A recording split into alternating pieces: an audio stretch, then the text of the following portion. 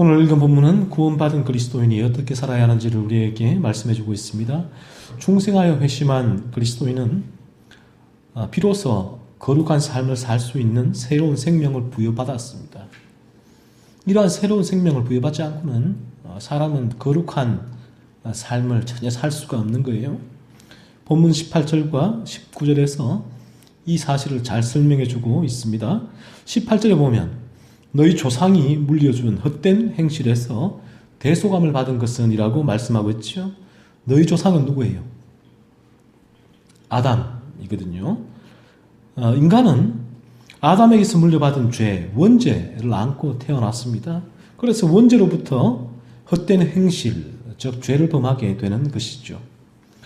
노자가 지은 도덕경을 읽어보면 그 도덕경에서는 정말 그래요. 제가 읽으면서 느낀 점이 정말 이상적인 인간, 이상적인 사회, 이상적인 국가, 이상적인 공동체를 노자가 제시를 합니다. 이게 성경이 말씀하는 인간의 거룩한 삶과 일치하는 부분이 상당히 많아요. 그래서 이 노자는 인간의 능력으로 그러한 이상적인 곳에 도달할 수 있다라고 말을 해요. 하지만 그것은 이상일 뿐이고 현실은 불가능해요. 왜냐하면 인간은 원죄를 안고 태어난 죄인이기 때문에 인간은 노자가 말하는 이 온전한 덕, 이상적인 사회를 구현해낼 수가 없는 것입니다. 그 원인은 조상이 물려준 헛된 행실, 즉 아담의 원죄에 기인하고 있는 거죠. 그래서 인간이 아무리 그 자신의 능력으로 그러한 이상적인 덕을 구현해내려고 해도 불가능하다는 것이죠. 그래서 노자의 도덕경은 출발점이 틀렸어요. 불가능한 것을 지금 제시하고 있는 거죠. 죄인이 예수님을 믿으면 조상이 물려준 헛된 행실에서 대속함을 받게 된다라고 성경은 말씀을 합니다. 대속함을 받는다라는 말은 두 가지 의미가 있다는 것이에요. 대속이라는 의미는 대신 속죄함을 받는다라는 그런 의미죠. 첫째는 이 대속함은 죄사함을 의미합니다. 인간은, 우리 모두는 아담에게서 원죄를 물려받았기 때문에 이 원죄의 사함을 받아야 하는데 그리스도께서 우리를 대신해서 이 죄를 속하여 주셨단 말이에요. 즉 사하여 주셨다라는 말입니다. 두 번째는 거룩함을 의미합니다. 아담의 원죄를 물려받음으로 모든 인간은 필연적으로 헛된 행실, 즉 죄의 지배를 받는 거룩하지 않은 불경건한 삶을 살게 돼요. 이것이 인간의 본성입니다. 그러나 그리스도께서 이 죄인 대신, 우리 대신 십자가에서 돌아가셔서 우리의 죄를 속하여 주셔서 우리를 거룩한 존재로 만드심으로 거룩한 삶을 우리가 살 수 있게 된 것이죠. 그래서 대속함은 두 가지죠. 우리의 죄를 사해 주신다. 또한 우리를 거룩하게 살게 하셨다라는 두 가지 의미가 이 그리스도의 대속함에 포함이 되어 있습니다. 우리가 죄 사함 받고 거룩한 존재가 되는 원천이 18절과 19절 말씀에 기록되어 있지요. 같이 한번 읽어볼까요? 시작. 은이나 금같이 없어질 것으로 된 것이 아니요 오직 흠없고 점없는 어린 양 같은 그리스도의 보배로운 피로 된 것이니라 말씀합니다. 우리가 죄 사함 받아 거룩한 존재가 될 수 있는 방안은 이 세상에는 존재하지 않는다는 말이에요. 은이나 금은 이 무엇입니까?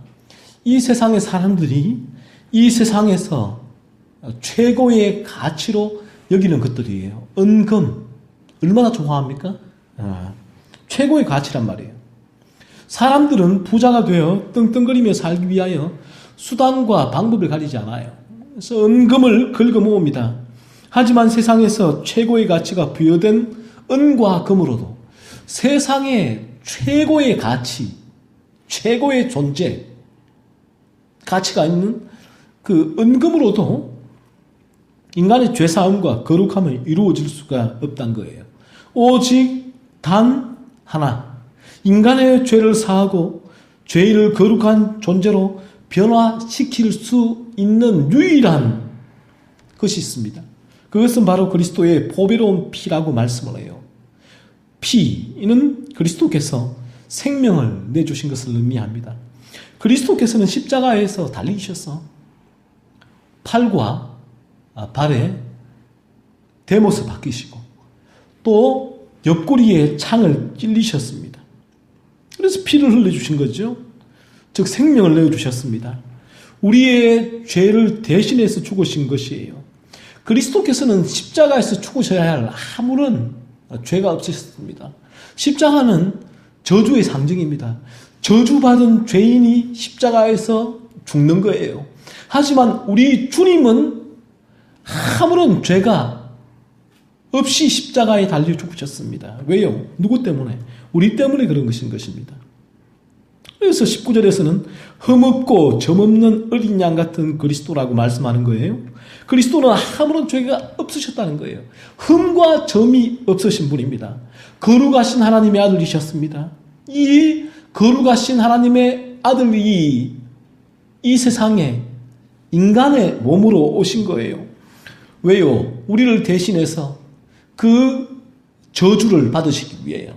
그 형벌을 받으시기 위하여.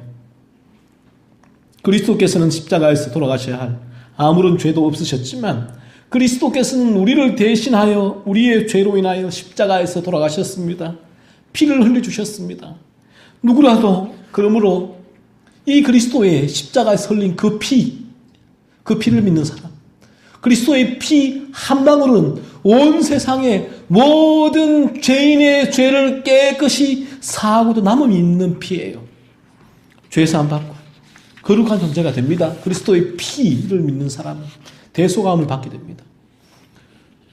구원이 이토록 가까이 있는데, 이토록 쉬운데 이 구원을 거절하는 것은 죄로 인한 인간의 악함 때문이며 마귀가 인간의 마음을 혼미하게 해서 진리의 빛이 들어오지 못하게 막았기 때문이에요.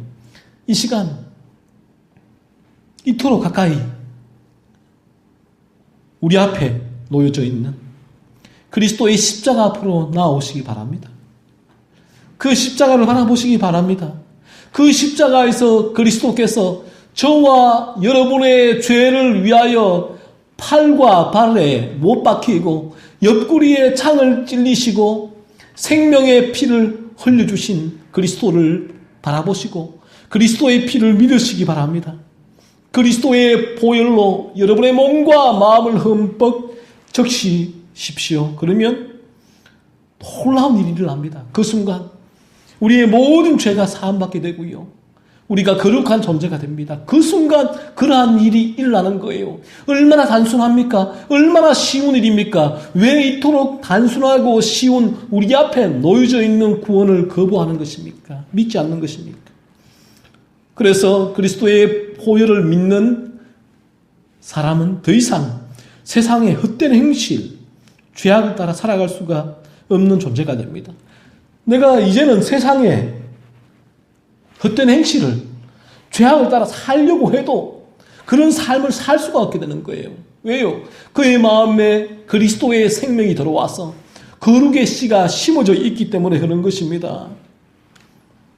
이처럼 대속함을 받지 못하면 세상의 헛된 행실, 은금을 소유하는 삶을 최고의 가치로 여기며 죄의 무감각한 삶을 살아가게 되는 것이에요. 하지만 대속함을 받는 순간 세상이 최고의 가치라고 말하는 것을 내어던질 수 있는 거예요. 그 순간 헛된 행실에서 벗어나서 하나님께서 원하시는 거룩한 삶을 향한 머나먼 여정이 시작이 되어집니다. 이제 그에게 최고의 가치는 세상의 것이 아니라 하나님께서 나를 위하여 나를 구원하신 그 목적, 거룩함이 최고의 가치가 되는 것입니다.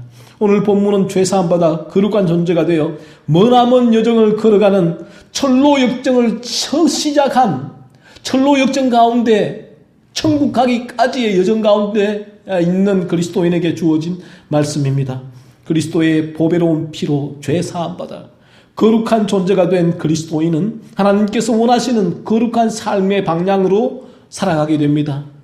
과거에는 죄의 지배를 받아 왼쪽 방향을 향하여서 걸어갔던 삶이 이제는 그리스도의 십자가의 보혈로 거룩한 존재가 되어서 오른쪽 방향, 거룩한 방향을 향하여 나아가게 되는 것이죠.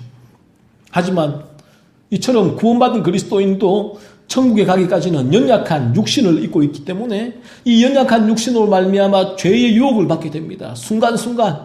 그래서 때로는 죄의 유혹을 받고 넘어져 죄를 짓기도 해요. 하지만 그는 여전히 오른쪽 방향에서 좁은 길에서 넘어진 거예요. 다시 일어서서 거룩한 오른쪽 방향으로 다시 걸어가게 되는 것입니다. 수많은 미혹이 존재합니다. 그래서 더욱 오른쪽 방향으로 미끄러지지 말고 가속을 붙여서 나아가라는 권고와 권면과 위로와 격려로서 그리스도인의 합당한 삶에 대하여 오늘 본문은 말씀해 주시는 거예요. 이미 오른쪽 방향을 향하여 나아가는 그리스도인에게 더욱 죄의 유혹에 넘어지지 말고 미끄러지지 말고 그 방향을 향하여 가속을 붙여 나아가라는 격려와 위로와 채찍의 말씀이 오늘 본문의 말씀이죠. 이런 말씀을 통하여 그리스도인은 유혹에 넘어지지 않고 더욱더 거룩한 삶을 살 수가 있습니다. 그러면 그리스도인이 살아야 하는 합당한 삶은 어떠한 삶입니까? 첫 번째, 사욕을 본받지 않는 삶입니다. 14절에서 사욕을 본받지 말라고 말씀합니다. 사욕은 인간의 정욕, 욕망, 탐욕을 말하는 거예요. 인간은 죄인이기 때문에 이 거듭나지 않은 인간은 정말 자기중심적인 탐욕스러운 삶을 살아갈 수밖에 없습니다. 원죄가 인간의 탐욕을 부추깁니다. 오직 인간은 자기 자신만을 위하여 살아갑니다. 자기를 더 꾸미고 자기를 더 배불리고 자기를 더 내세우고 자기를 더 나타내고 자기를 더 높이기 위하여 살아갑니다. 이게 인간의 죄에서 비롯된 탐욕스러운 인간의 모습이에요.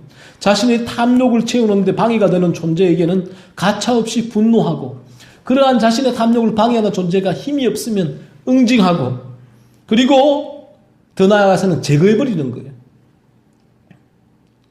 그래서 자신의 탐욕을 때문에 오늘날에도 이 세상에서 이 전쟁들, 살인들, 폭행들이 얼마나 많이 일어나고 있습니까? 또한 기업들은 탐욕에 방해되면 영세기업, 중소기업, 직원들 다 잘라버리잖아요. 다 제거해버립니다. 돈줄을 막아버려요. 이것이 죄에서 발현된 인간의 탐욕이 오늘날 세상에 이러한 지옥의 화염을 뿜어내고 있는 거예요.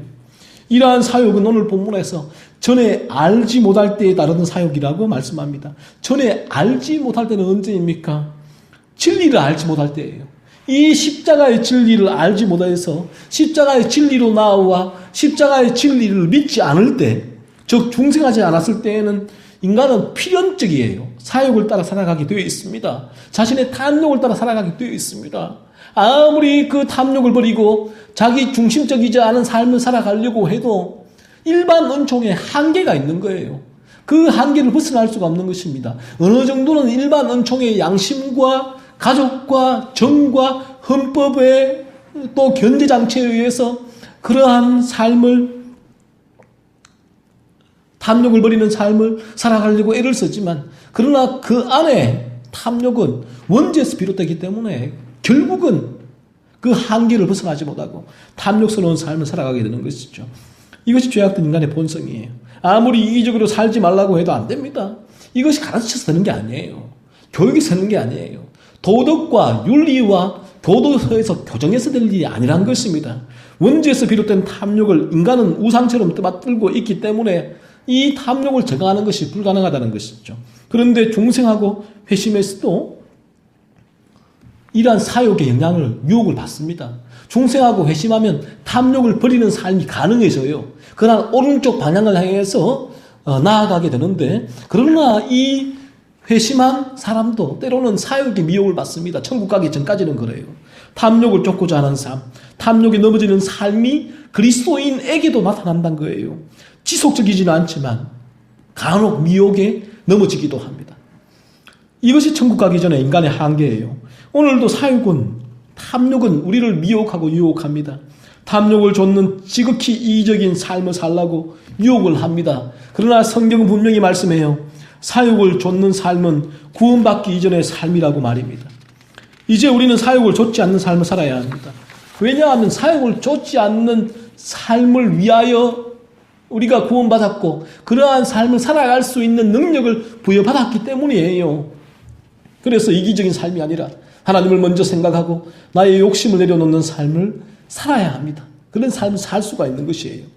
14절에 순종하는 자식처럼이라고 말씀하고 있지요. 하나님께 순종하며 하나님의 말씀에 순종하는 삶을 살아야 합니다. 탐욕을 좇지 않고 하나님과 그 말씀에 순종하는 삶을 살아야 해요. 이것이 그리스도인으로서 마땅한 삶인 것입니다. 다음으로 15절에서 모든 행실에 거룩한 자가 되라라고 말씀합니다. 하나님께서 독생자 그리스도로 말미암아 죄인을 우리를 구원해 주신 이유가 무엇입니까? 죄인을 거룩한 존재로 만들어서 거룩한 삶을 살게 하기 위함이에요. 15절 말씀에 보면 오직 너희를 부르신 거룩한 이처럼 이라고 말씀하고 있죠. 우리를 부르신 거룩한 이는 하나님이세요. 16절에는 하나님께서 우리에게 요구하시는 바가 기록되어 있죠. 이 거룩하신 하나님이 우리를 부르신 이유가 무엇입니까? 내가 거룩하니 너희도 거룩할지어다. 이처럼 그리스도의 보배로운 피로 대속함 받은 그리스도인은 항상 하나님께서 자신을 구원하신 이유와 목적이 거룩함이란 사실을 잊지 않아야 합니다. 거룩하신 하나님처럼 모든 행실에 거룩한 자가 되어야 됩니다. 하나님께서 우리에게 요구하는 수준은 모든 행실의 거룩함이에요.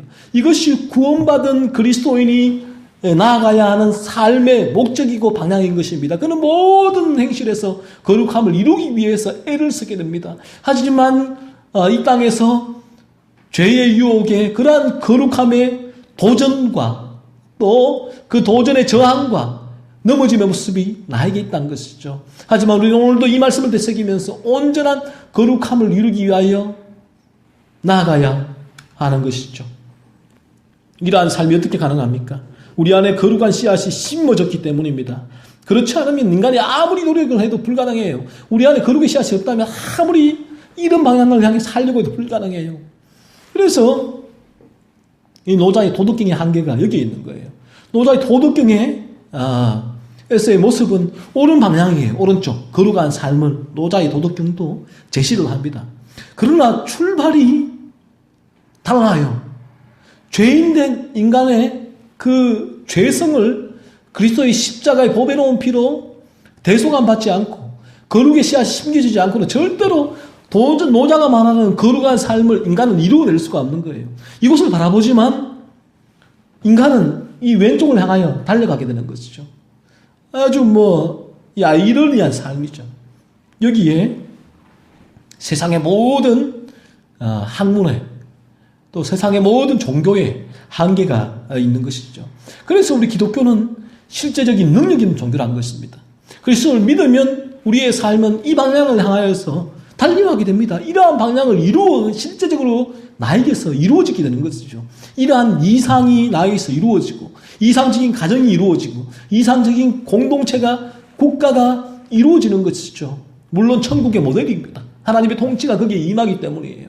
그래서 그들은 참된 그리스도인들은 그러한 이상적인 개인과 이상적인 삶과 이상적인 사회와 가정과 공동체가 나의 삶 가운데 우리의 현실에서 이루어지기 때문에 거기서 천국의 모델을 바라보고 영원한 천국을 사모하게 되는 것입니다. 그리스도의 보배로운 피로서 죄사함 받아 거룩한 존재가 된 그리스도인은 하나님의 거룩함을 사모하게 됩니다. 그래서 하나님께서 요구하시는 거룩한 삶을 살기 위하여 노력하게 되는 거예요. 이러한 삶도 그러나 그는 자신의 능력으로 되는 것이 아닌 것을 잘 알기에 그리스도의 십자가를 바라보는 것이죠. 십자가에서 흘러나오는 그리스도의 생명을 공급받아서 살아가게 되는 것입니다. 우리에게는 하나님 아버지의 거룩함을 본받아서 거룩한 삶을 살겠다는 거룩한 열망이 존재하고 있습니까? 거룩한 삶에 대한 열망이 존재해야 하는 것입니다. 구원받게 되었으면. 그렇지 않다면 그러한 거룩한 열망이 없다면 이 시간 십자가로 나아가 그리스도의 보배로운 피에 몸과 마음을 적시십시오. 그리고 하나님께서 원하시는 완전한 거룩함을 바라보며 거룩함을 이루어가는 삶을 살아가십시오. 다음으로 17절에서는 나그네로 있을 때를 두려움으로 지내라라고 말씀을 합니다. 나그네로 있을 때는 이 세상을 말합니다. 이 세상에 있을 때 죽기 전에 삶이 나그네거든요. 그리스도인에게 이 세상의 인생길은 나그네 길이잖아요. 본향이 천국입니다. 따라서 그리스도인은 죽기 전 나그네로 있을 때를 두려움으로 지내며 살아갑니다. 왜요? 무엇을 두려워합니까? 그리스도인은 천국과 지옥을 믿거든요. 하나님의 심판을 믿거든요. 그러므로 중생하기 전에는 이 사실이 믿기지 않기 때문에 두려움이 없는 거예요. 죄를 지어도 막 살아가는 것입니다. 그러면 중생하게 되면 이 사실이 믿어지는 게 되는 것입니다. 하나님의 심판이 존재하고 하나님의 우리의 행실로 마지막 심판 때에 심판을 우리가 받게 되는 것이구나. 그러므로 이 사실을 두려워하며 조심하며 거룩함을 이루기 위하여 살아가게 되는 것입니다.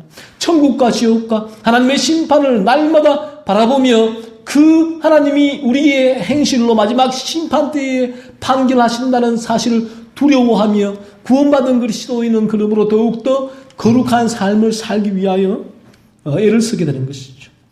각 사람의 행위대로 보시는 거룩하신 하나님을 날마다 기억하십시오.